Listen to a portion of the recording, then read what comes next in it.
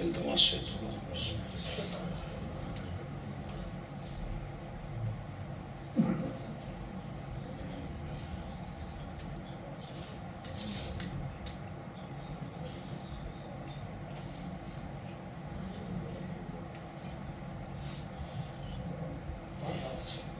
نعرہ تکبیر، نعرہ رسالت، نعرہ حیدری، آواز بلند صلوات۔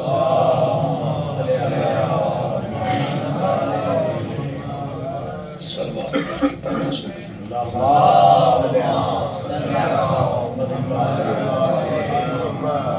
الاتحاد کے استقبال کے لیے، بالخصوص شہزادی کونین کے استقبال کے لیے سینے کی قوت صرف کیجئے، درود مل کے آواز بلند پڑھیے۔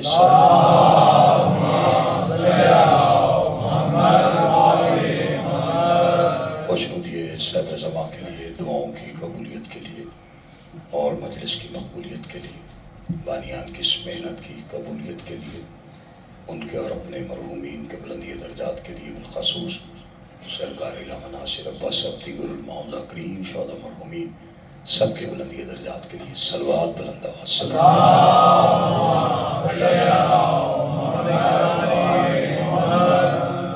آل اتحاد کا عظیم اور کریم خالق اب تمام حضرات کو مجلس میں حاضری کا اجر عظیم عطا فرمائے۔ بانیان کی بچھائی ہوئی یہ صف اعضاء اسے شہزادی کونین کے لال کے صدقے اپنی بارگاہ میں شرف قبولیت عطا فرمائے اور اس مجلس کے صدقے میں صدر پہ اپنی خصوصی رحمتوں کا نزول فرمائے۔ سہیل جلی صاحب، عاقل حقی صاحب، معین بھائی، مولا سب کی توفیقات خیر میں اضافہ فرمائے۔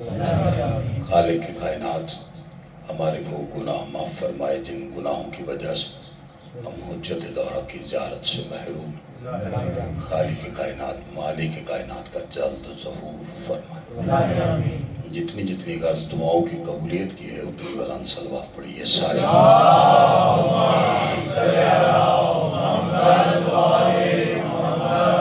عزیزان گرامی قادر، موالیان حیدری کرار، بسم اللہ، ماتمداران سلطان نینوا اور حسین بادشاہ کے عزتدار مہمانان گرامی، ارشاد محمد مصطفیٰ صلی اللہ علیہ وسلم۔ بسم اللہ الرحمن الرحیم، ان الحسین نصف الخدا و سفینۃ النجاۃ۔ کائنات کے سلطان نبی نے اپنے نواسے کا تعارف کرواتے ہوئے بتایا کہ حسین ہدایت کا چراغ ہے اور نجات کی کشتی ہے۔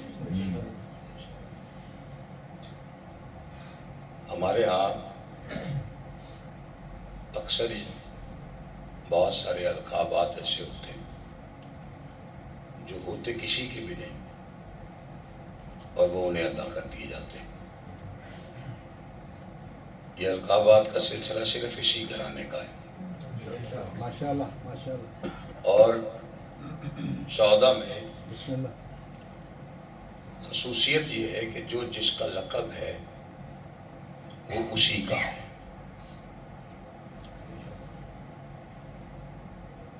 مصطفیٰ محمد مصطفیٰ کے ساتھ آیا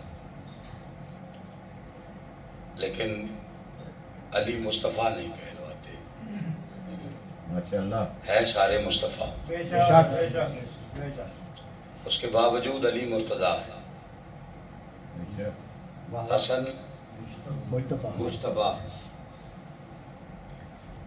اسی طرح ایک لقب ہے جناب امیر کا، امیر کائنات، امیر المومنین۔ تو یہ 14 میں سے کوئی بھی استعمال نہیں کر سکتا اور اس کی سند امام حسن علیہ السلام نے دی۔ جب کسی خوش آمدی نے کہا بسم اللہ، مولا کو بیٹھے ہوئے تخت پہ تو دیکھا اور کہا کہ آپ تو آج سے امیر المومنین ہو گئے، تو اسے جھڑک دیا، خبردار یہ لقب میرے بابا علی کا۔ واہ واہ واہ واہ۔ اسی طرح دیکھیے 19 رمضان کو کائنات میں سب سے بڑا سجدہ ہوا جناب امیر کا، اور 10 محرم کو کائنات سے بھی بڑا سجدہ ہوا حسین ابن علی، لیکن دونوں کا لقب سید الساجدین نے میں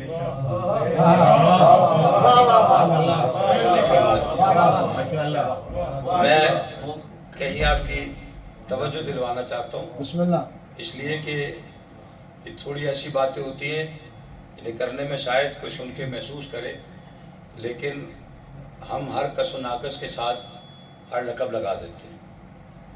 جیسے ہر کسی کو ہم ولی سمجھ بیٹھتے ہیں، گھر میں سب سے سست بچے کو ہم نام دے دیتے ہیں یہ اللہ کا ولی ہے، حالانکہ ہمیں اسے سست کہنا چاہیے. واہ واہ. ولی بھی وہ ہوتا ہے جیسے خلیفہ وہ ہے جسے اللہ بناتا ہے، امامت بھی اللہ بانٹتا ہے، یہ اختیار اس کا ہے. اسی طرح قرآن میں ولایت بھی اللہ ہی بانٹتا ہے، جسے وہ ولی کہے گا واہ واہ. یا جس کی نشانی وہ بتائے گا وہ ولی ہوگا. اسی طرح القابات میں بھی ہم نے ہر کس و ناقص کے ساتھ ایک لقب لگا دیا. میں اس کی طرف آپ کی توجہ دلوانا چاہتا ہوں. ہر کسی کا لقب اپنا. اب بہت سارے لوگ ایسے ہیں کہ جو تھوڑا سا خرچ کسی پہ کر دے یا کسی بھی دربار پہ چلے جائیں تو وہاں سب سے پہلے سخی لکھا ہوتا ہے. یہ جتنے القاب ہیں یہ بشریت کے لیے نہیں، کیونکہ بشریت اس میں پوری نہیں اترتی. لقب سے شخصیت کی پہچان. واہ واہ. سامعین کے لیے اگر یہاں پہ لکھ دیا جائے میرے اشتہار کے نام کے ساتھ مفسر قرآن، تو میری خواہش ہوگی یا لکھنے والے کی خوشامد ہوگی، یا تیسرا مجمع کی توجہ چاہیے.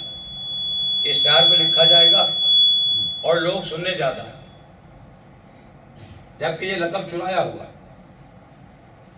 تو لقب چرائے جاتے ہیں کیونکہ لقب کے پیچھے شخصیت ہوتی ہے جو آپ کو اس لقب کی مظہر بن کے نظر آئے، اس پہ پورا اترے، تب وہ اس کا حق رکھتے ہیں. اب جیسے اس خاندان میں سب کو لقب ہے قمر بنی ہاشم. دیکھیں یہ چھوٹا لقب نہیں ہے، ہاشمیوں کا چاند. آپ نے غور نہیں فرمایا، ہاشمیوں کا چاند. جن ہاشمیوں کے گھر میں جناب علی اکبر جیسی ہستی ہو، وہاں پہ چاند کہلوانا. 14 کے مقابلے پر ایک چاند. اور صرف قمر چاند کو نہیں کہتے، ہم ایک مطلب لیتے ہیں اسی کے پیچھے چلتے ہیں. قمر کا مطلب کردار بھی ہوتا ہے. اگر آپ چاند کا ترجمہ کریں گے تو لطف آئے گا آپ کو بڑا کہ جناب عباس کا لقب ہے کہ ہاشمیوں کا چاند. لیکن اگر اس کو دوسرے ترجمے کے ساتھ دیکھیں گے تو پھر آپ کو نشہ آئے گا لطف سے زیادہ. 14 کے کردار کو عباس کہتے ہیں.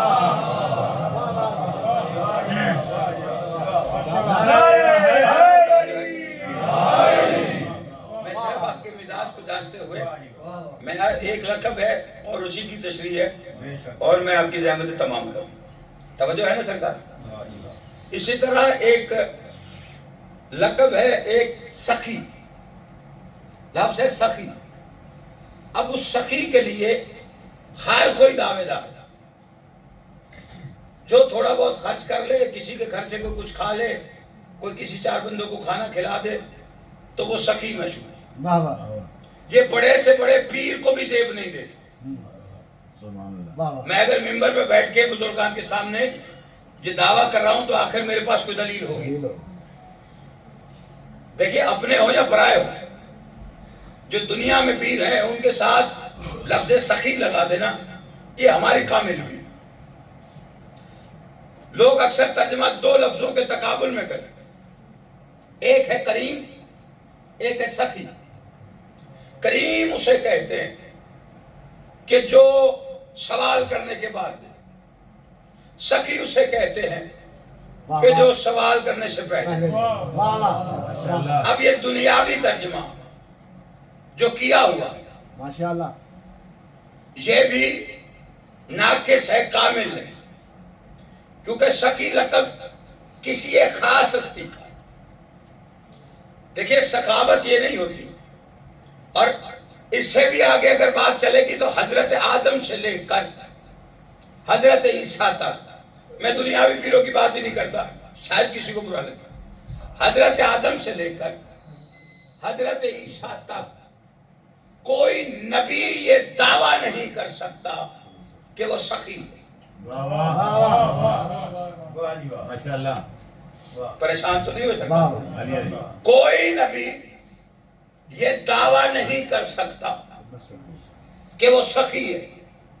اس کی دلیل قرآن میں عیسیٰ کو، بیمار کو شفا دے عیسیٰ، اندھے کو آنکھیں دے حضرت عیسیٰ، اور مردے کو زندگی دے حضرت عیسیٰ، مٹی کا پرندہ بنا کے اڑا دے حضرت عیسیٰ. اتنے عہدے ہیں اور اتنی طاقت ہے عیسیٰ کے پاس، لیکن پھر بھی قرآن میں عیسیٰ کو مسیح لکھا ہے، سخی نہیں.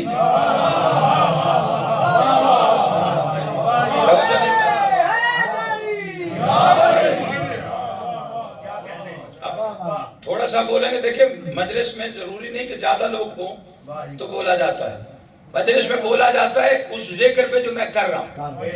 سمجھو ہے کہ نہیں آپ؟ اور سعدی مولا فرماتے ہیں مت دیکھو کون کہہ رہا، یہ دیکھو کیا کہہ رہا. توجہ ہے کہ نہیں؟ اچھا اب سخاوت کیا ہے؟ کہ میں نے کبھی کسی کے گھر سے کھانا کھایا، یا کوئی ایسا شخص جس کے گھر مجھے کھانا کھانا پڑ گیا، یا کوئی میری ضرورت پوری کر دے تو میں اسے سخی کہنا شروع کر دوں، تو یہ میری عقل ہے، میرا علم اتنا. اگر آپ کسی کہیں سے کوئی اپنی ضرورت پوری کرواتے ہیں، مثلا میں علی بھائی کے گھر آیا اور ضرورت مند تھا، پریشان تھا، کیا ہوا ہے قبلہ کچھ پیسوں کی ضرورت پڑ گئی. اچھا کیا ہوا؟ یہ کچھ سفر میں تھا، مجبوری بن گئی. انہوں نے کہا اچھا یہ لیجئے، یہ اپنی ضرورت پوری کیجئے گا اور یہ تھوڑے زیادہ رکھ لیجئے، اور ضرورت ہو سکتی ہے سفر میں. اب میں جا کے کوئی بھی بیٹھوں، میں کہوں یار علی بھائی ہیں بڑا سخی آدمی ہے، میں ان کے پاس گیا تھا اور انہوں نے مجھے ضرورت سے زیادہ دے دیا تھا، تو کوئی بھی اس بات کو انکار نہیں کرے گا. حالانکہ لاہور میں زیدی ہاؤس بھی ہے، سہیل زیدی صاحب بھی ہیں اور میرے دوست بڑے ہیں، لیکن اس وقت میں علی بھائی کے پاس آ گیا. تو اب علی بھائی کے پاس آنا اور آ کے اپنی ضرورت پوری کروانا پورے لاہور میں سے صرف ان کے گھر، تو یہ سارے اس کو سخاوت میں دیکھیں. لیکن میں یہاں آیا اور اپنی ضرورت پوری کروائی، تو ان کے گھر آ کے اپنی ضرورت پوری کروانا یہ میرے مقدر میں لکھا ہوا کہ میں کہیں نہیں گیا، تو میں یہاں گیا، مقدر میں تھا، میں ادھر آیا اور اپنی ضرورت پوری کروا لی. تو اب میں کہہ رہا ہوں وہ سخی ہیں، لیکن ان کا میری ضرورت کو پوری کرنا سخاوت میں، وہ امانت کی ادائیگی ہے.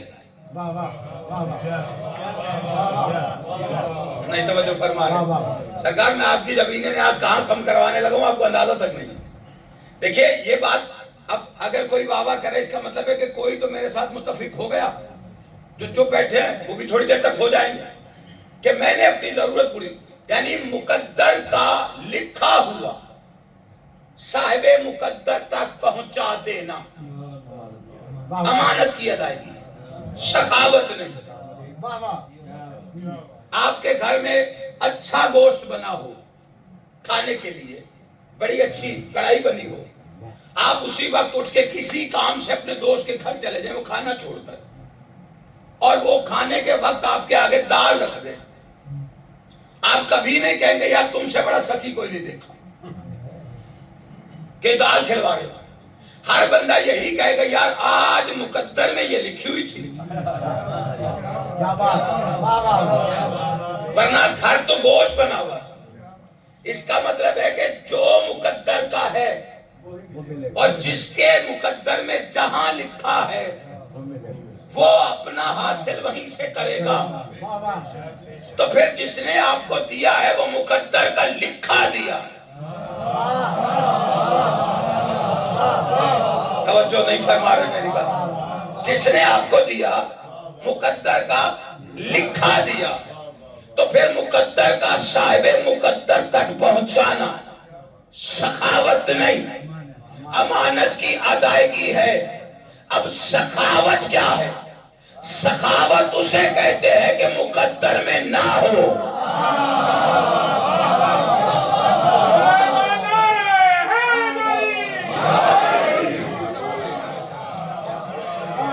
توجہ ہے کہ نہیں؟ اب سخاوت اسے کہتے ہیں کہ مقدر میں نہ ہو اور پھر ملے. اور کائنات میں ایسا دوسرا کوئی نہیں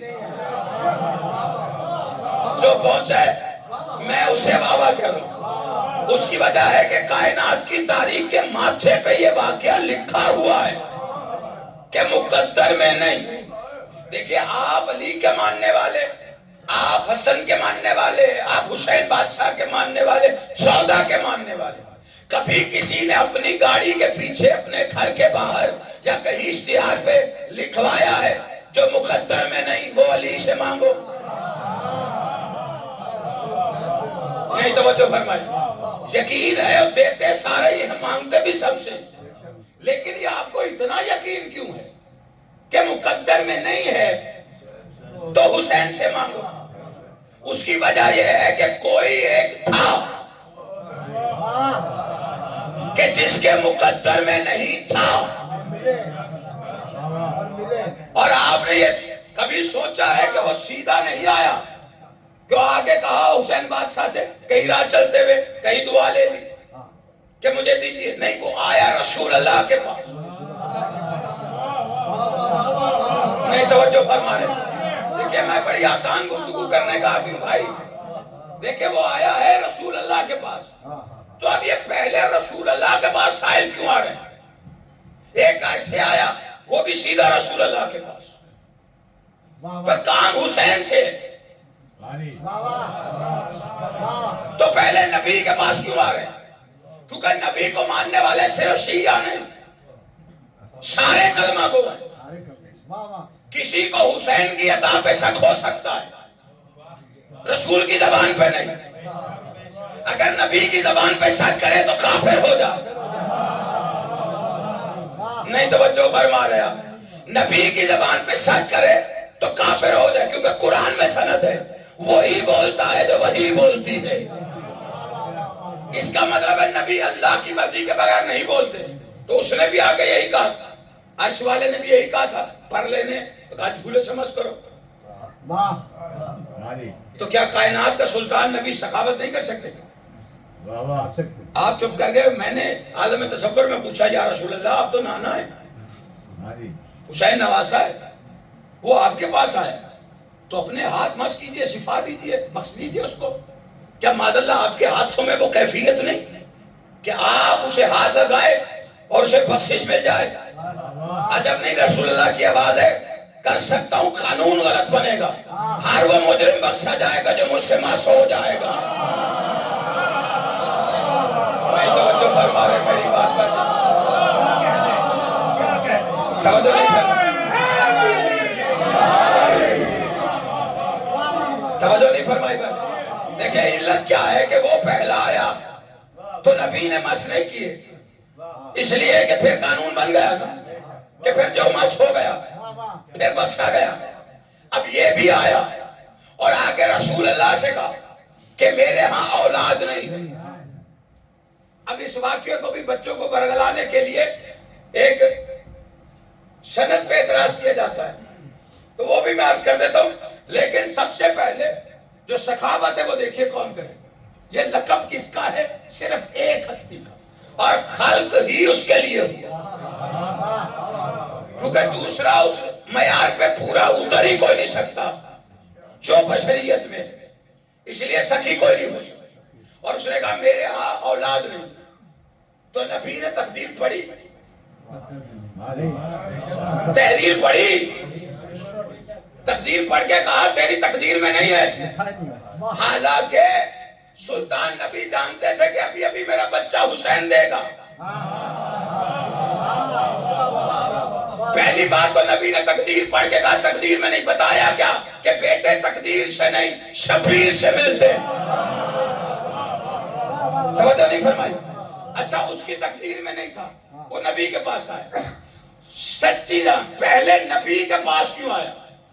سچی زبان سے تصدیق کروائی کہ مقدر میں نہیں.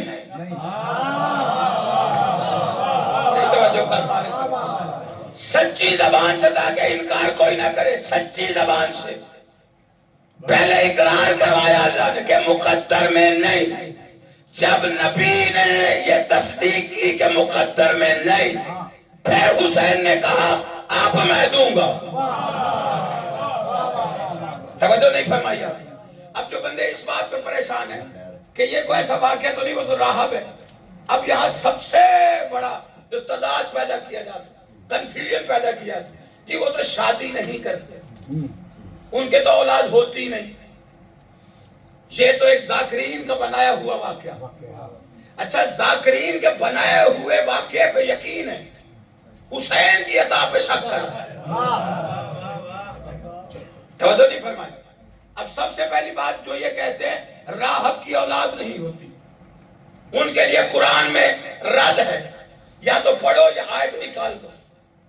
جو نبی سے بحث 3 دن کرتے رہے وہ کوئی راہ چلتے ہوئے مولوی نہیں ہوں گے. وہ اپنی قوم کے اتنے بڑے عالم تو تھے کہ شہر علم سے 3 دن مناظرہ کیا. نہیں توجہ فرمائیں گے. وہ اتنے بڑے تو تھے علم میں کہ شہر علم سے 3 دن تک مناظرہ کرتے رہے. تبھی تو اللہ نے کہا اگر بات یہاں پہ نہیں رکتی نا تو پھر جا ان سے کہے اپنے بیٹے لاؤ. ابنانا و ابناکم, ہم اپنے لاتے تم اپنے لاؤ. تو جب شادی نہیں کی یہ تو نہیں کہا نا تمہاری قوم میں سے جس کے بیٹے ہیں وہ لے آئے. بھئی جن سے مناظرہ تھا ان سے مباہلہ آ گیا اور کہا تم اپنے لاؤ ہم اپنے لاتے. اچھا مولوی کو پتا چل گیا راہب کے بیٹے نہیں ہوتے, اللہ کو نہیں چلا. آپ چپ رہیں گے تو بات آگے چلے گی کیسے؟ وہ کچھ تو تھوڑا بہت تو ادھر والے 2-4 بندے بول پڑیں گے تو مجھے تسلی ہو جائے گا. ٹھیک ہے کہ نہیں؟ کیا کہا تم اپنے لاؤ ہم اپنے لاتے. اچھا اور جن سے کہا نا انہیں یہ شرط نہیں رکھی کہ کتنے لانے, جتنے بھی لاؤ جس کے بھی لاؤ تم اپنے لاؤ ہم اپنے لاتے. اچھا جنہیں کہا کہ اپنے لاؤ وہ جس کے مرضی لے آئے, جس سے کہلوایا کہ ہم اپنے لاتے. اچھا جن سے کہا لاؤ لوگ کہتے ہیں ان کے ہوتے ہی نہیں, جو کہہ رہا تھا ہم اپنے لاتے ہیں اس کے ہے ہی نہیں.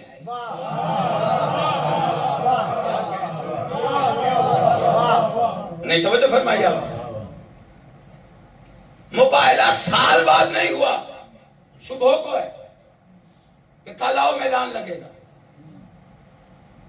اب وہ میدان میں وہ جو مرضی لے آئے, ادھر سے اگر نہ جائے کوئی ایک بیٹا بھی تو نہ رسالت بچے نہ توحید. تو دیکھیے اب رسول اللہ کو گلہ کرنا چاہیے تھا کہ نہیں. یہاں پہ علی بھائی اعلان فرما دیں کہ کل انشاءاللہ مجلس اسی وقت شروع ہوگی, اللہ کرے ایسے ہی عشرہ ہو خمسہ ہو, اس سے زیادہ صف عذاب بچھی رہے ان ایام میں اور رزق کی عزت میں اضافہ ہوتا رہے.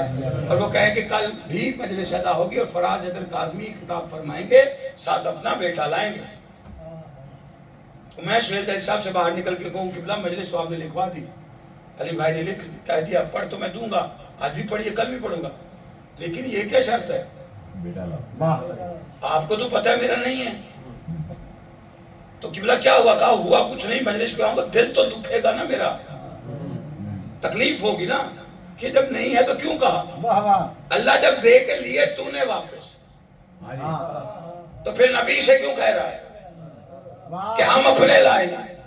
اور نبی نے بھی پلٹ کے ایک لمحے کے لیے بھی نہیں ادھر دیکھا کہ نہیں ہے کہاں سے لے کے جاؤں. بات تو صبح میدان میں لگے گی، میں نہ لے کے گیا وہ لے آئے، میرے پلے کیا رہے گا؟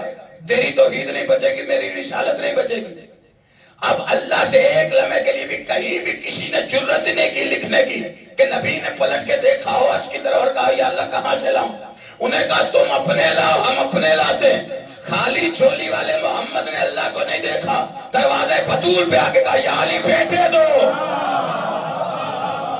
نہیں توجہ فرمائیے، جس بندے کو بات سمجھ میں یا علی بیٹے دو، یہ تو ہمیں آئے مبالغہ نے سمجھایا ہے۔ لوگ کہتے ہیں جی آپ علی سے بیٹے مانگتے ہیں، یا رسول اللہ ہم پہ اعتراض ہوتا ہے علی سے مانگنا بدعت ہے، اور نبی نے سمجھایا کہ آج سے قانون یہ بنا رہا ہوں علی سے بیٹے مانگنا بدعت نہیں سنت رسول ہے۔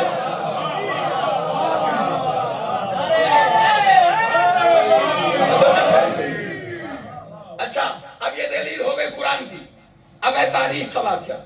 یہ جو لفظ راہب ہے اس کا مطلب یہ نہیں، یہ نام نہیں ہے، یہ کیفیات کو کہا جاتا ہے۔ آپ کے اور میرے ساتویں امام کا لقب ہے راہب آل محمد۔ اب راہب کسے کہتے ہیں؟ یہ کوئی عیسائیوں میں یہودیوں میں کوئی نام نہیں ہے۔ جو حسین کے پاس آیا صرف یہ کہتے ہیں راہب آیا تھا۔ راہب جو آیا تھا اس کا نام تھا عبد المسیح بن حیی، جس کے پاس اچھا راہب تین قسم کی کیفیات کو کہا جاتا ہے، یہ مختلف لغات میں بھی لکھے ہوئے، المنجد پہ بھی آپ کو مل جائیں گے۔ ایک ایسا شخص جو اتنا بہادر ہوتا اس زمانے میں کہ جس کے آگے لشکر فرار کر جاتے اسے بھی راہب کہتے تھے۔ دوسرا ایسا بیمار جو بستر سے ہل نہ سکے اسے بھی راہب کہتے تھے۔ تیسرا عالم بہت بڑا عبادت گزار جو ایک جگہ بیٹھ کر پابند ہو کے عبادت کرتا اسے بھی راہب کہتے ہیں۔ اب پتہ چلا آپ کے میرے ساتویں امام کو راہب آل محمد کیوں کہتے ہیں؟ جس نے 14 سال ایک جگہ پہ رکوع دیا۔ نہیں توجہ فرمائی آپ؟ اچھا یہ تین کیفیات والے کو راہب کہتے ہیں۔ وہ جو آیا تھا نا جسے راہب کہتے ہیں اس کا نام تھا عبد المسیح بن حیی، اور اس کی بیوی تھی، اکیلا نہیں آیا، بیوی کے ساتھ آیا۔ بیوی کا نام تھا عمارہ بنت جرجیس، یہ انطاکیہ کے کسی بادشاہ کی بیٹی تھی۔ تو اب یہ تینوں کیفیات اس میں تھی، بہادر بھی تھا، شادی کے بعد ایسا بیمار ہوا کہ بستر پہ آ گیا، پھر یہ اپنی صحت اور اولاد کی حسرت کے لیے یہ یمن میں ایک قبۃ النجران ایک جگہ تھی جہاں پہ عبادت ہوتی تھی تیل کے کڑا کے پاس، وہاں پہ مسلسل عبادت 18 سال تک کی اس نے۔ توجہ ہے کہ نہیں؟ پریشان تو نہیں میں کروں؟ میں یہ چھوٹے بچوں کے لیے دلیل دیتا ہوں جنہیں پیروں سے فوراً نکالا جاتا ہے۔ توجہ ہے کہ نہیں آپ؟ وہاں پہ 18 سال اس نے عبادت کی، اپنے علماء کے ساتھ، شاگردوں کے ساتھ، بیوی کے ساتھ۔ 18 سال کے بعد ایک رات میں جناب عیسیٰ نے اسے زیارت دی تھی، اور یہ خود نہیں آیا، چوتھے آسمان پہ بیٹھنے والا عیسیٰ بتا کے گیا تھا کہ تیرا مشکل کشا دنیا میں آ گیا، تیری حاجت پوری ہونے کا وقت ہے، آپ کریں گے؟ کہا نہیں، وہ ہمارا بھی سردار ہے جس کا نام احمد ہے، وہ کریں گے؟ کہا نہیں، جو اس کی آغوش میں آیا۔ کوئی نشانی بتائیے، کہا یثرب رہتے۔ آپ کے سردار کیسے؟ کہا میں پرندہ خلق کرتا تھا، وہ کائنات خلق کرنے والے ہیں۔ نہیں توجہ فرمائیے۔ اور یہ جمعے والے دن آیا، عیسیٰ کی بشارت، اور نماز کے خطبہ دے رہے تھے سرکار۔ یہ 70 سال سے زیادہ کا تھا اور بیمار تھا، اور جیسے ہی جمعے کے مسجد کے آئے پتہ چلا کہ جمعہ کی نماز اور خطبہ دے رہے سرکار، یہ مسجد کے بالکل باہر رکا، کھڑا نہیں ہو سکتا تھا، اسے وہاں بٹھایا گیا۔ کائنات کے سلطان نبی نے اپنی نماز ختم کی، منبر پہ آئے، دائیں حسن مجتبیٰ، بائیں علی مرتضیٰ، گود میں کائنات کا مشکل کشا۔ نہیں توجہ فرما رہے میری بات؟ سرکار اپنے خطبے کے لیے مسجد سے نماز سے فارغ ہوئے، ممبر پہ تشریف فرما تھے. یا بیٹھتے ہی کائنات کے سلطان نبی نے کہا باہر میرا ایک مہمان بیٹھا ہے، اسے اندر لے کے آؤ. میں اس لیے یہ سارا واقعہ سنا رہا ہوں تاکہ یہ اکثر ہوتا ہے اچھا جی راہب علی دلیل دی، پتہ نہیں کچی پکی دے کے چلے گئے. یہ کوئی دلیل نہیں ہے. یہ دلیل اس لیے ہے کیونکہ یہ واقعہ تاریخ کا ہے اور میں وہ چیز بتا رہا ہوں جو تاریخ میں شاید نہیں پڑھی جاتی. تو سرکار نے بلایا، اندر آیا. آتے ہی اس نے سرکار کو سلام کیا. اس نے آ کے کہا سرکار میں اس طرح سے عیسیٰ کی بشارت سے یہاں پہنچا ہوں تو میرے کچھ سوال ہیں، جواب چاہیے. علماء کنبہ ساتھ تھا. سرکار فرماتے جواب تمہیں سوال سے پہلے بتاؤں یا سوال سننے کے بعد؟ آپ پریشان ہیں تو اس سے زیادہ رہی. اس نے کہا سرکار نہیں، میرا سوال یہ ہے کہ جو ہو چکا، جو ہو رہا، جو ہونے والا ہے کہاں لکھا ہے؟ فرمایا لوح محفوظ پر. سرکار لوح محفوظ کیا ہے؟ فرمایا دو ہے. سرکار کون سی؟ کہا ایک مکتوبی ہے، ایک وجودی ہے. مکتوبی کیا؟ کہا جو چوتھے آسمان پر ہے، جہاں سے پیغام لے کر جبرائیل چلتا ہے، جہاں لکھنے کی ڈیوٹی میکائیل کی ہے اور جبرائیل سارے صحیفے پیغام خدا کے لے کے وہ زمین پر آتا ہے. اسے لوح محفوظ کہتے ہیں، وہ مکتوبی ہے. دیکھ کے کہتے ہیں پھر وجودی لوح محفوظ کون سی ہے؟ کنبے کی طرف دیکھ کے کہتے ہیں ہم ہی تو وجودی لوح محفوظ ہے. نہیں توجہ فرمائی. ہم جانتے ہیں جو ہو چکا، ہم جانتے ہیں جو ہو رہا ہے، ہم جانتے ہیں جو ہونے والا ہے. سرکار اچھا یہ بتائیے میرے مقدر میں اولاد کہاں نہیں ہے؟ نہیں توجہ فرمائی. میں لے آیا آپ کو وہیں پہ جہاں سے بات شروع کی. سرکار میں اپنی دلیل پہ ہوں نا بھائی، میرے مقدر میں اولاد نہیں ہے. 18 سال کی حسرت والے کو کوئی یہ کہے کہ بشارت ہوئی ہے جا کے وہاں سے لو اور آگے سے سننے کو ملے کہ نہیں ہے، اس سے سچی زبان تو ہے کوئی نہیں. اب کس کے پاس جائے گا؟ اس سے پہلے مایوسی چہرے پہ آتی. سرکار فرماتے گھبرا نہیں، ملے گی. ملنے کا نام آیا، پھر ایک طرف اٹھی اور پہلا سوال. اچھا جس کی حسرت پوری ہونے والی ہو نا، جسے آس لگ جائے اور جسے پتا ہو کہ کام وہ سوالات بڑے عجیب کرتا ہے، اس نے پہلا سوال کیا سرکار کب، کون دے گا؟ جب کہا نا کون دے گا، گود میں بیٹھا ہوا حسین. یہ جو کہتے جی گلی میں کھیل رہے تھے، کھیلتے کھیلتے آ گئے اور ایسے کھیلتے ہر جگہ پہ کھیلتے کھیلتے حسین آ جاتے ہیں. نماز میں نبی تھے، کھیلتے کھیلتے حسین آ گئے. یہ بچوں کا کام ہے کھیلنا.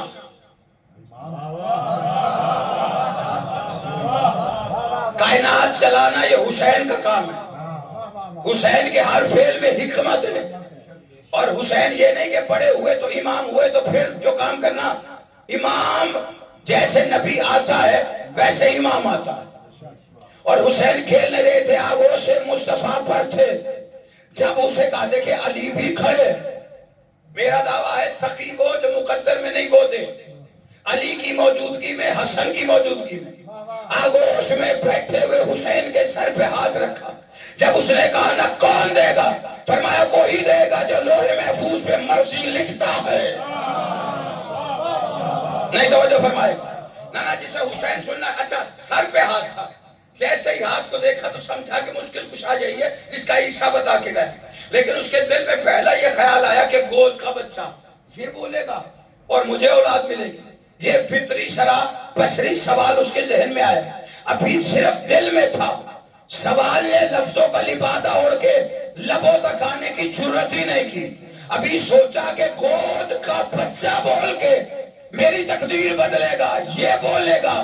ابھی اس نے سوچا. حسین دے کے فرماتے عبد المسیح تیرا عیسیٰ بھی تو ماں کی گود میں بولتا تھا. نہیں توجہ فرمائی میں کیا کہہ رہا ہوں. تیرا عیسیٰ بھی تو بولا تھا. اس کے دل میں دوسرا سوال ہوا کہ یہ عمر اور دل کی بات جانے، یہ عمر اور دل کی بات جانے. پھر حسین کی آواز عبد المسیح امامت اور نبوت کا عمر سے کوئی تعلق نہیں ہے. نہیں توجہ فرمائی.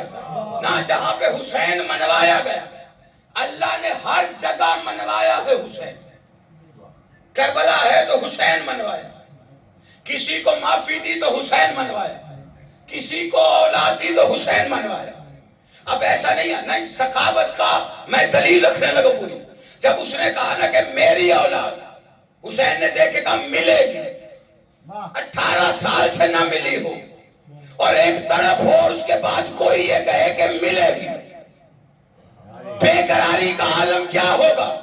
پہلا سوال کیا بنتا ہے؟ جیسے ہی اس نے کہا نا میری اولاد، سبھی اگر دو لفظوں میں حسین کا اختیار سمجھ نہیں آیا کسی کو، پھر تو حسین کسی کے آگے پڑھنے کا فائدہ ہی کوئی نہیں. جب کہا نا میری اولاد کب ملے گی، دیکھے کہتے ہیں کب، حسین کہتے ہیں ابھی. نہیں آپ نے توجہ نہیں فرمائی اس بات پر. شبیر نے کہا کیا ہے؟ یہ چھوٹا دعویٰ نہیں ہے. میں نے پہلے کہا ہے کہ لفظ سخی بنا ہی حسین کے لیے. سخی کہتے ہی اسے ہیں جو مقدر میں نہ ہو وہ دے، پھر سخی ہے. دان کرنے والا، کھانا کھلانے والا سخی نہیں.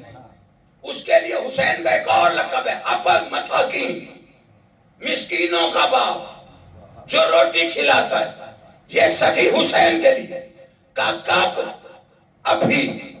آپ نے ابھی بھی اس ابھی کا لطف نہیں لیا.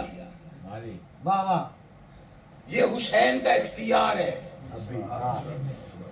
نہیں کہا میں مانگوں گا دعا، کہوں گا اللہ سے ہو جائے گا تیرا کام، مل جائے گی تجھے اولاد. کیا حسین سن رہے ہو بھائی؟ توجہ نہیں فرمائی آپ نے.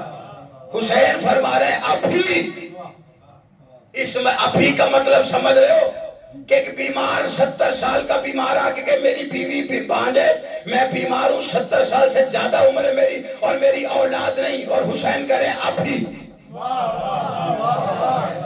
یہ وہی کہہ سکتا ہے جو اس کے ارادے پہ قابض ہو.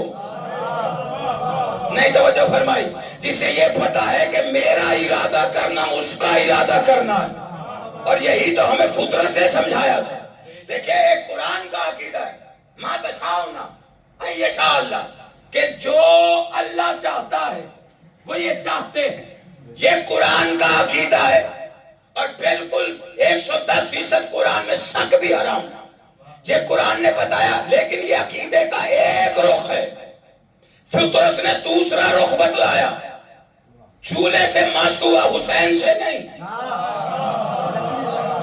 چولہے سے ماسو کے پر لے کے بخشش لے کے جاتے ہوئے عقیدے کا دوسرا رخ بتا گیا کہ قرآن کہتا ہے کہ جو اللہ چاہتا ہے وہ یہ چاہتے ہیں. اسے پر ملے جاتے جاتے بتا گیا صرف وہ نہیں، جو یہ چاہتے ہیں وہ اللہ چاہتا ہے. نہیں توجہ فرما رہے آپ؟ ابھی میں کبھی نہیں ہے، کہیں نہیں ہے، کب نہیں ہے، چونکہ چنانچہ نہیں ہے. یہ حسین کا اختیار ہے اور حسین زندگی موت پہ قادر ہے. یہ کچھ لوگوں کو لگتا ہے کہ یہ شرک کر دیا، آپ نے شرک کر دیا. میں آل محمد کے فضائل بھی نہ پڑھے تھے. ہم پڑھنا شروع کرتے ہیں، لوگ فوراً اللہ چھوٹا کر لیتے ہیں.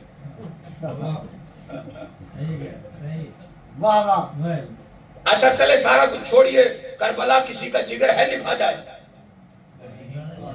حسین کا ہے نا، تو پھر سوچ حسین کیا ہے.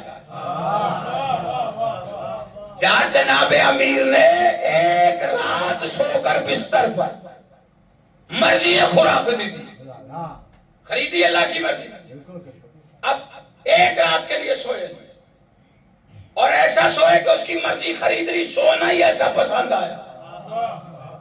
اب سوچو حسین کس معراج پر ہے. نہیں توجہ فرمائیے. جو حدیث کسا پڑھتے ہیں، نبی فرما رہے یا شافیہ امتی، اے میری امت کی شفاعت کرنے والے. تاج شفاعت محمد کے سر پہ، اور محمد کہہ رہے امت کی شفاعت کرنے والے. اب پتہ چلا یہ سفینۃ النجات کیا ہے. نہیں توجہ فرمائی. صادق مولا سے پوچھا گیا تھا مولا کیا حسین سے نجات کی کشتی؟ آپ نہیں. فرمایا ہم 14 نجات کی کشتیاں ہیں پر حسین کی کشتی بڑی تیز ہے. مولا کیسے؟ فرمایا 100 صفحے خدائی کی لگے گی، ایک ہم 14 بخشوائیں گے، 99 اکیلا حسین بخشوائے.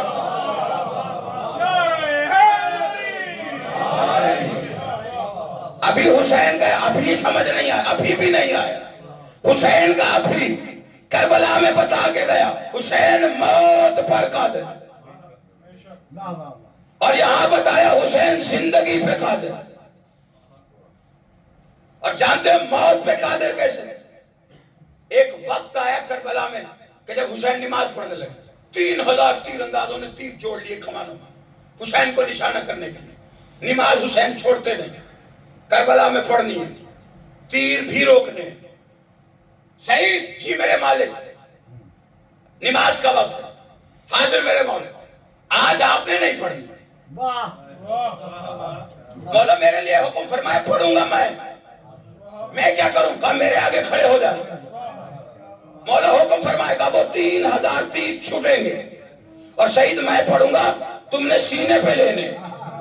اب اللہ کرے کو حسین کی ابھی سمجھے، تم نے سینے پہ لینے ہیں. اس نے کہا حکم ہو گیا میرے بادشاہ. سرکار فرماتے ہیں حکم ہے تو میں نے دینا ہے. سکی حکم کیا ہے؟ فرمایا شہید جب تک میں نہ کہوں مرنا نہیں. نہیں ہے بیٹھا میرے ساتھ کوئی، کسی بندے کو حسین سمجھ میں آئے. زندگی پہ قادر حسین ملیں گے ابھی. اچھا اب جو سخاوت کرے وہ مقدر کا لکھا ہوا حسین نہیں دے رہے. دلیل کیا ہے؟ دلیل یہ ہے ابھی. ابھی کا مطلب کہ حسین دعا نہیں مانگے. اگر دعا مانگے تو یہ مقدر کا ہے. کوئی کہے کہ گھر جا کے ملے تھے تو یہ بھی مقدر کا ہے. اور مقدر میں لکھا ہوا حسین دے تو سخی نہیں.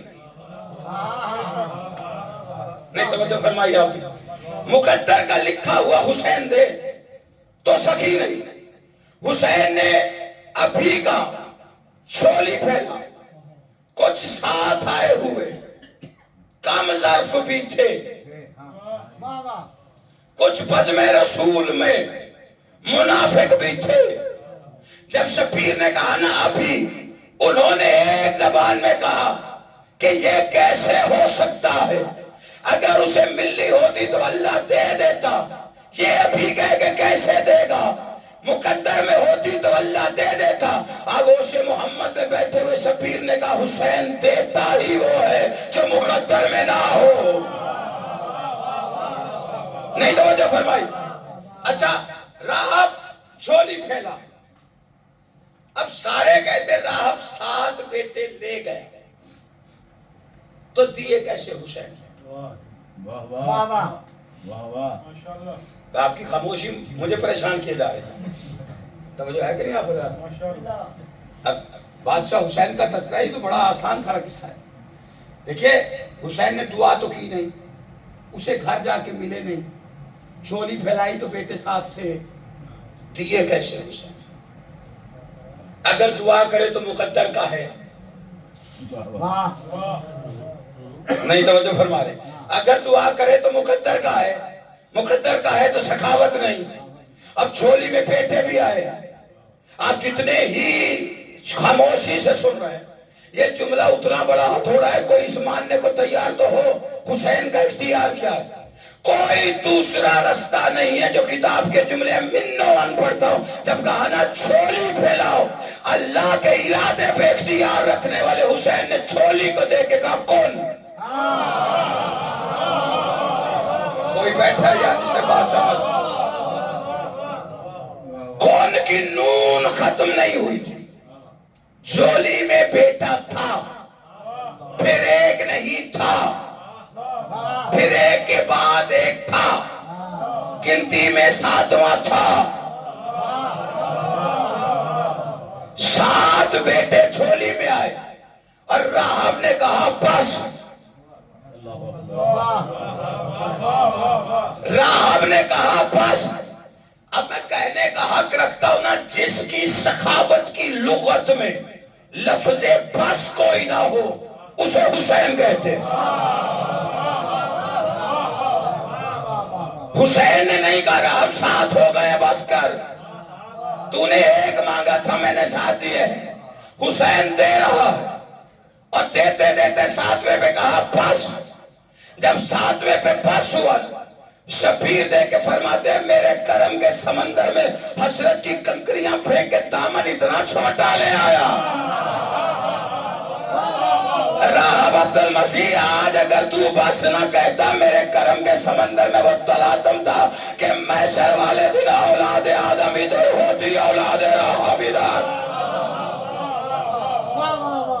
نہیں توجہ فرمائے، 7 بیٹے، خالی بیٹے نہیں نام سمیت دیے حسین۔ کیا بات، جھولی میں پہلا آیا حسین کی آواز راہب من اب سنبھال لے۔ دوسرا آیا حسین کی آواز آئی من عقل سنبھال لے۔ تیسرا آیا سبے سنبھال۔ چوتھا آیا عمیر سنبھال۔ پانچواں آیا زید سنبھال۔ چھٹا آیا شیب سنبھال۔ ساتواں آیا حسین کہتے ہیں یہ رافع ہے۔ سبحان اللہ۔ 7 بیٹے ہی نہیں نام دے کے بھیجا حسین۔ حسین کرم کی وہ انتہا ہے کہ جو مقدر میں نہیں ہوتا وہ حسین دیتے۔ اور جانتے ہو حسین کے گھر میں ایک ایسی ہستی ہے جسے باب حسین کہتے ہیں۔ ایک باب علی ہے، باب محمد وہ علی ہے، ایک ہے باب حسین، جانتے ہو کون؟ قمر بنی ہاشم۔ میں نے کہا سب کا اپنا اپنا لقب ہے۔ باب حسین ہے عباس، جہاں بات ختم کرنا چاہ رہا، اور باب کا مطلب ہوتا ہے دروازہ۔ اور راہب کو 7 بیٹے دینے والا ہر کسی کا مشکل کشا۔ حسین فرماتا ہے میں جب بھی نماز تہجد کے لیے حجرے کا باب کھولتا اپنے باپ پہ اپنے باپ کو کھڑا دیکھتا، میرے سارے غم ٹل جاتے ہیں۔ شبیر دے کے فرما رہے میں عباس کا چہرہ دیکھوں میرے سارے غم ٹل جاتے ہیں، میرے سارے غم۔ آپ نے یہ جملہ کہیں سنا پڑا ہے قُلُ ہَمٍّ وَغَمٍّ سَيَنْجَلِي، پکار علی کو تاکہ تیرے سارے غم ٹل جائے۔ اور حسین کہہ رہے میں عباس کو دیکھتا ہوں میرے سارے غم ٹل جاتے ہیں۔ بتانا یہ چاہتے مجسم ناد علی کو عباس کہتے ہیں۔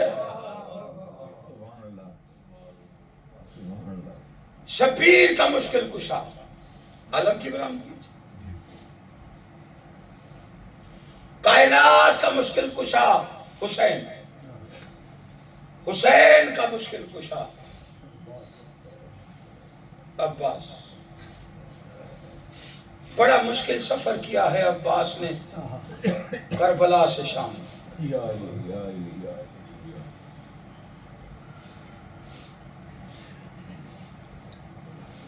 ہر کوئی نیزے کی نوک پہ تھا، عباس گھوڑے کی گردن میں تھے۔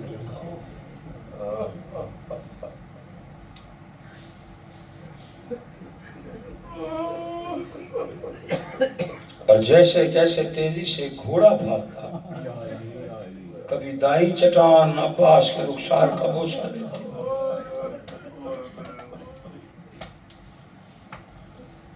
کبھی بائیں چٹان عباس۔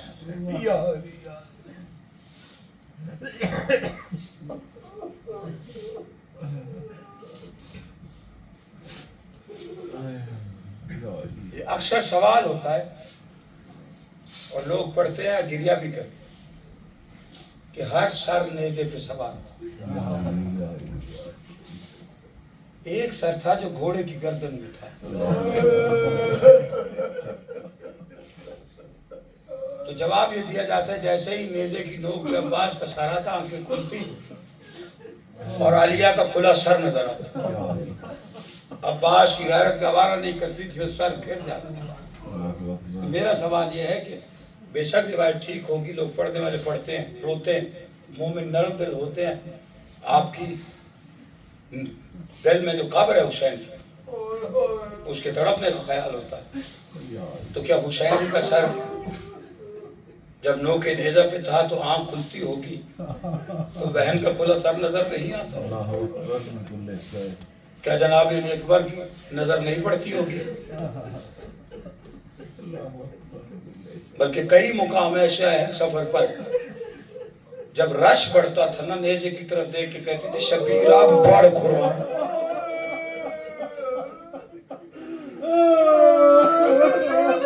شبیر منزل بڑی مشکل آ گئی ہے.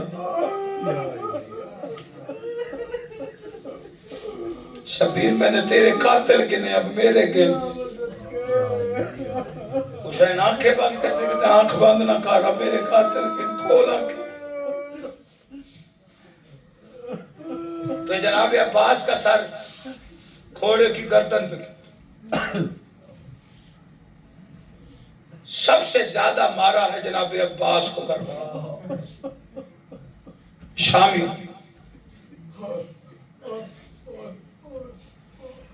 جب زین سے اترے، ایک ذاکر نے مجلس پڑھی، وہ جناب عباس کے مصائب جتنے وہ پڑھ سکتا تھا، بڑا گریا ہوا. جیسے ہی وہ آ کے گھر میں سویا، غازی خواب میں آ دیکھیں فرماتے میری غربت کیوں نہیں پڑھتا. تھوڑا کے اٹھا، اس نے کہا مولا میں نے بڑے مصائب پڑھے، میں نے تو غربت مجھے آتی تھی، جو میں نے سنی، جو پڑھی میں نے پڑھی. کس غربت کا تذکرہ؟ کہا جو سب سے بڑی غربت ہے. مولا کون سی؟ فرمایا یہ بتا کہ جب ماہر گھوڑ سوار گھوڑے کی زین سے گر جائے تو کن چیزوں کا سہارا لیتا ہے؟ میں کہا مولا بازوؤں کا. کہا بازوؤں کا سہارا کیوں لیتا ہے؟ کہا اس لیے کہ اس کا چہرہ بچ جائے. کہا اس سے بڑی عباس کی غربت کیا ہوگی؟ بازو میرے کٹ کے گر چکے تھے، گرج میرے سر پہ لگا تھا.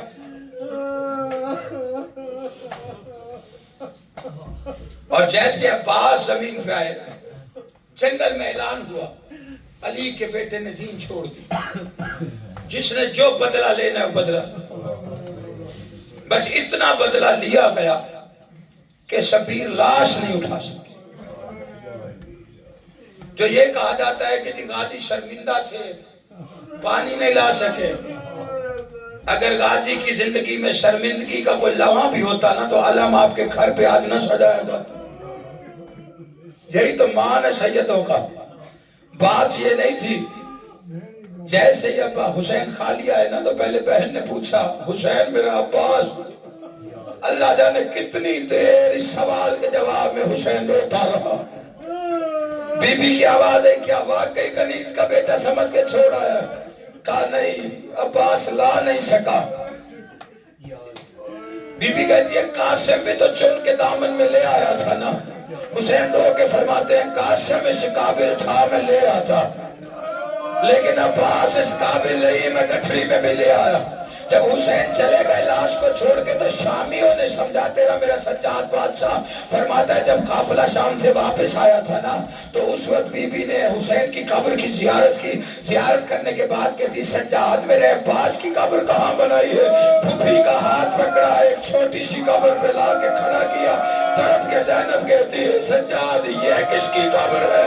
کہا چاچا کی. کہا تجھے پتہ ہے کتنا دراز کا تھا کہ گھوڑے کی زین پہ بیٹھتا تھا اور پیر زمین پہ خط کھینچتے تھے. اتنا چھوٹا کیوں؟ کہا پھوپھی اماں چچا جتنا مل سکا. ادرکم الحسین پھوپھی اماں میں اتنا چچا لے آیا. کیوں کیا ہوا؟ کہا جب بابا لاش چھوڑ کے چلا گیا تھا نا تو شامیوں نے سمجھا کہ عباس ابھی زندہ ہے، یہ ابھی اٹھ کے بیٹھے گا، یہ علی کا شیر ہے. ابن سعد نے کہا جاؤ دوبارہ حملہ کرو. 100 تلوار بازار نکلے.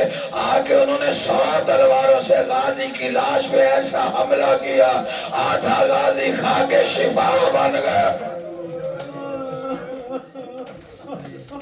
آپ جانتے ہو کہ اس عباس کا سر باقیوں کا سر اس قابل تھا کہ نیزے پہ سوار ہوتا. عباس کا سر اس قابل نہیں تھا کہ نیزے پہ سوار ہو، اس لیے عباس کے سر کو گھوڑے کی گردن سے باندھا گیا. اب مجھے نہیں پتا کہ میں سمجھا سکا یا نہیں، لیکن گھوڑے کی گردن میں باندھنے کے لیے رسی کی ضرورت ہوتی، اور رسی عباس کے بالوں سے نہیں باندھی گئی. اللہ جانے کس طریقے سے، یا یوں کہوں کہ بالکل جیسے علی اصغر کے ایک کان سے تیر دوسرے سے نکل گیا. اللہ جانے کسی چیز سے رسی کانوں میں پھرو کے گھوڑے کی گردن میں باندھی گئی. جیسے جیسا گھوڑا سفر کرتا، عباس کبھی دائیں جانب پہ، کبھی بائیں جانب پہ، کبھی اس چٹان کے ساتھ، کبھی اس چٹان کے ساتھ غازی وفاؤں کے بدلے دیتا. ادرکم الحسین، ادرکم الحسین، اتنا زخمی تھا. بس آخری جملہ، آخری فکر ہے، اس کے بعد جارت آپ کے سامنے آ جائے. زیادہ مقصد تھکانا نہیں آپ کو. جانتے گھوڑے کی گردن میں تھا، اور ایک وقت ایسا آیا جب شام کے مقام پر، شام کے بارڈر پر ایک قافلہ پہنچا. جیسے ہی قافلہ شام کے بارڈر پر پہنچا نا، ایک قاتل ہے، ایک ظالم ہے، جس پہ آپ کا اور میرا چوتھا امام واجب نماز کے قنوت پہ لعنت کیا کرتا تھا. بندوں نے پوچھا مولا اس کا جرم کیا تھا کربلا میں؟ کہا یہ وہ ملعون ہے، یہ وہ خمینہ ہے جو نے نیزے کی انیاں مار مار کے میری پھوپھی کو سارا سفر جگائے رکھا. مولا وہ کیسے؟ فرمایا ابن سعد نے کہا تھا یہ جو 72 کی سالار بن کے چلی ہے نا، شام تک اس کی آنکھیں بند نہ ہو نہیں پائے. اس نے میری پھوپھی کو جگانے کے لیے ایک نیزہ اٹھایا، سارا رستہ نیزہ مارتا رہا. شام کے بارڈر پہ پہنچے، ہمیں شام شہر کے باہر بٹھایا گیا. کہا گیا ابھی بازار نہیں سجے، ابھی ناچنے والیاں نہیں آئی، ابھی ڈھول بجانے والے نہیں آئے. کہا ایک ٹوٹی دیوار کا آسرا لے کر بندے ہوئے ہاتھوں کے ساتھ میری پھوپھی تھوڑی دیر کے لیے بیٹھی ہے. اللہ جانے کتنی راتوں کتنے دنوں کی جاگی ہوئی. میری پھوپھی کی آنکھ تھوڑی سی بند ہوئی. جس نے ماتم کرنا ہے، اس ظالم نے دیکھا اب اس نے نیزہ نہیں اٹھایا، گھوڑے کی زین سے لوہے کا تازیانہ الگ کیا. وہاں آیا جہاں میری پھوپھی بیٹھی تھی. اللہ جانے تازیانوں کی بارش کس انداز سے کی ہے، سر سے خون کا فوارہ چھوٹا. اس انداز میں علی کی بیٹی تڑپی، جو ہاتھوں کی رسیاں ٹوٹ گئی، ہاتھوں کا کٹورا بنایا، ہاتھوں میں چہرے کا خون لیا. اس گھوڑے کے قریب آئی جس میں عباس کا سر تھا. عباس کے سر کے سامنے دو زانوں بیٹھ کے کہتی عباس پہچان، یہ وہی زینب ہے جس کے پہرے دیتا ہوا تو مدینہ سے کربلا آیا تھا. عباس دیکھ بہن تازیانے کھا رہی. عباس بہن کے سفر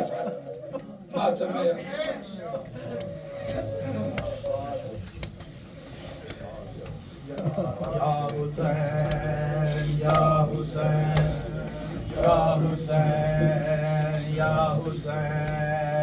یا حسین یا حسین یا حسین یا حسین یا حسین.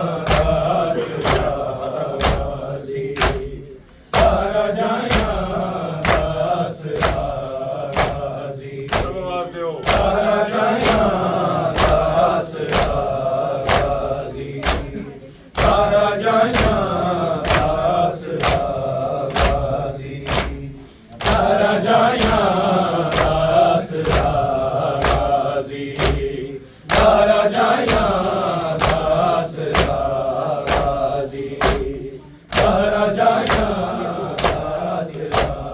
غازی ہویا کربلا